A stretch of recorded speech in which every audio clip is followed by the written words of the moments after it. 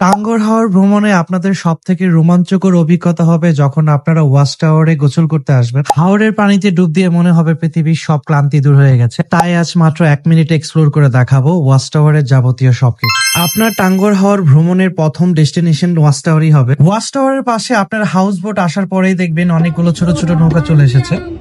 আমার মন প্রাণ সবই যে কাইলা।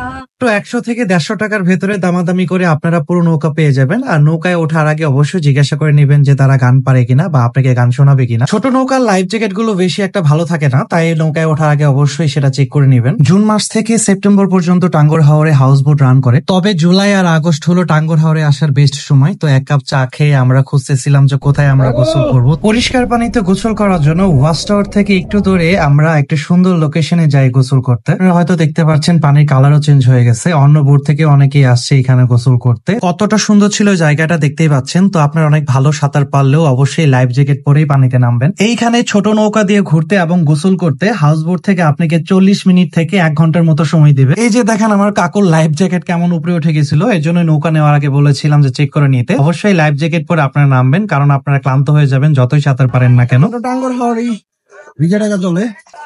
ভেসে গোসল করতে করতে আমার কাকুর জাম দেখতেছিলাম। আমার কাকু প্রত্যেকবার টাঙ্গুয়ার হাওরে সেই জাম করে। আগের বার যেটা জাম করেছিল সেটা হাউস বোট থেকে জাম করেছিল, সেটা দেখেন। একটু হলে আমাদের হাউস বোট ডুবে যাইতো, কিন্তু বেশি ক্ষয়ক্ষতি হয় নাই, আমরা কমের ভিতরেই বেঁচে গেছিলাম। আমি কাকুর মতো না পারলেও বোটের কাছে এসে একটা ছোট জাম দিছিলাম। সুনামগঞ্জে সব লোকেশনের ভিডিওই দেওয়া আছে আপনার ভাইয়ের পেজে। আর টাঙ্গুয়ার হাওর সম্পর্কে কোনো কিছু জানার বা বলার থাকলে অবশ্যই কমেন্ট বক্সে জানাবেন।